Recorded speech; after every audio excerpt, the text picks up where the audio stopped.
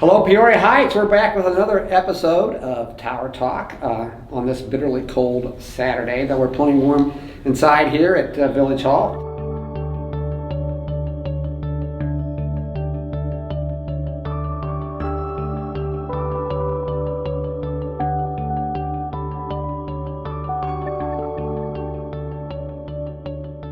Today, our guest is Peoria Heights brand new Fire Chief Donovan Thompson. Chief, welcome. Glad to have you today. Thank you.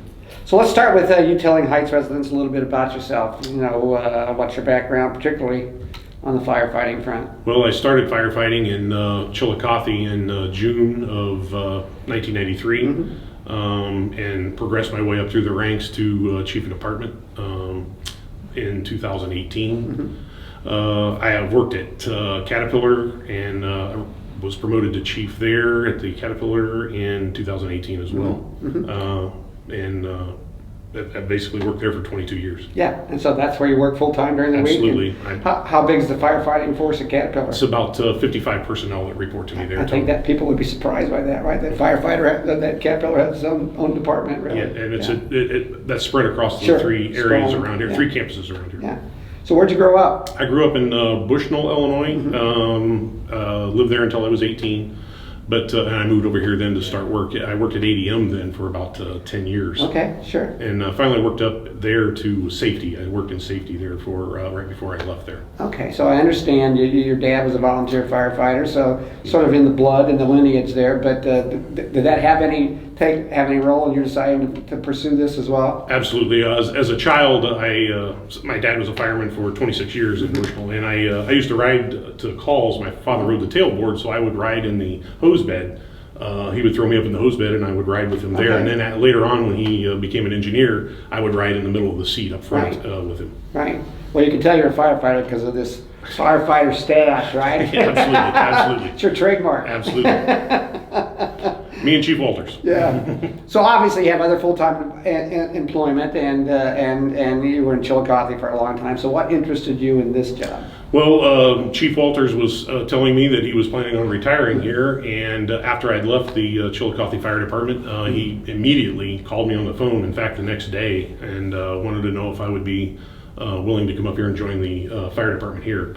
And I thought about it for a few months, and I joined in in February then. And I've been here exactly 1 year. Okay. And as it happened that he decided to retire, and I put in for the interview and got it. Good. So obviously the future of the Heights Fire Department really dominated discussion on the village board floor for most of the last 6 months.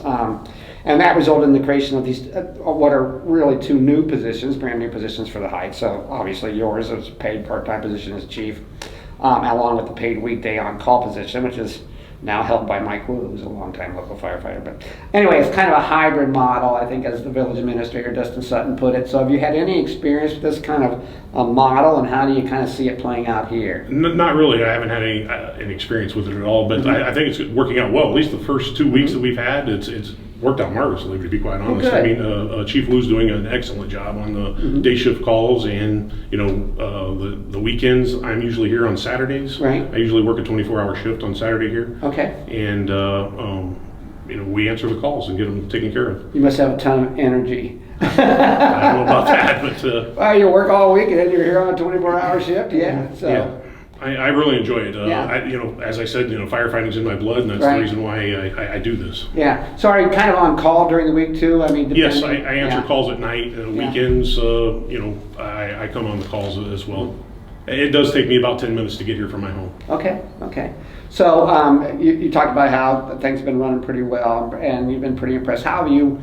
What jumps out at you about this department? Are there any kind of the culture of it, or the what jumps out at you? Really, to me, it's the tight-knitness of this fire department. It's like a family. I mean, if one person needs something, the other people jump right in and try to help out as best they can with what can be done for them. It's really a tight-knit group of people that are here. That's pretty cool. I mean, they're really kind of woven into the fabric of the community. So. Chief Walters was really good at doing that and getting that done. So it's no great secret that the primary reason the village board was discussing the fire department was not only because of Greg Walters' impending retirement at the time, but also because of the decline of the volunteer firefighters, which is not a situation obviously unique to Peoria Heights. But so how do you intend to deal with that situation? So to me, I think a plan needs to be brought up or built basically on how to do recruitment and retention. And we are working towards that. We have a cadet program that we're trying to get started with the high school. And so far it's been fairly successful. I found out that there are 3 people that are interested in joining the department from the high school and bringing those in. There are 2 seniors and a junior that are really considering joining and put it in applications, and we've interviewed all 3 of them. Oh, good, good. So how many volunteer firefighters do you have right now? Right now there are 27 on the roster at the moment. Okay, and how many do you think you need to have to feel really confident and comfortable with? I think somewhere between 30 and 35 is where we need to be. So you're close. Very close. Yeah, good, good. So other priorities or goals that you've established for the department? Training is really the key thing after that. It's really difficult for a volunteer department to train because we meet once a week, on Wednesday night, but it's only, 2 to 3 hours. And there's a lot of requirements that by governing bodies above us, OSHA and the fire marshal's office. And it's very difficult to get that training in and get it done. Okay. So do you foresee any significant changes in the department, or do you kind of like the way things are? No, I think there are a few changes that are, but nothing, just minor little details. Right. So we hope we're nearing the end of this pandemic, of course, but does that pose any significant challenges for you and the guys? And maybe are there some female volunteers too? I don't know. Yes, we have 3 or 4 females that are on there. But the biggest problem that it really is the equipment. Trying to acquire the PPE that we have to have, and the gloves, the masks, the gowns that we have to have for that, and it's extremely difficult at times trying to to locate that and get it. Sure. And how about these bitterly cold temperatures? Does that make your life a lot more difficult? Absolutely. We were just discussing that this morning, and we need to make sure that the pumps are dry, especially when it gets down below 0, so we don't have water in the pumps because the pump could freeze down by the time we get to the call, and we can't have that happen, obviously, so we got to keep the pumps dry when it gets this cold. Okay. So what's your assessment of like the equipment, the facilities, The equipment's in excellent shape, as far as that goes. We have a few minor repairs that have to be, but that's at every fire department. There's always some minor things that have to be taken, some lights that are out and things like that. Nothing big by any means. So do you think the Heights residents can be confident when they dial that 911 that somebody from the Heights is coming? We are not missing calls at all. We've been there since for the last 2 weeks. We haven't missed a call. In fact, I think since the beginning of the year we haven't missed a call at all whatsoever. So that's great news. We're doing really well as far as that goes. Okay, we'll be there when you need us. Good. So ideally, where would you like to see this department 6 months from now, a year from now? I mean, how would you, I guess I'm asking, how you would complete the sentence, I will have been a success here if... I think we need to get the recruitment and retention, build that up, and then continue on with the training and keep building on that, on where that's going. And I will be successful, I think, if we can keep the membership that's here. Sure. And bring on as many more firefighters as we can. Okay, great. That about wraps things up for us at Tower Talk today.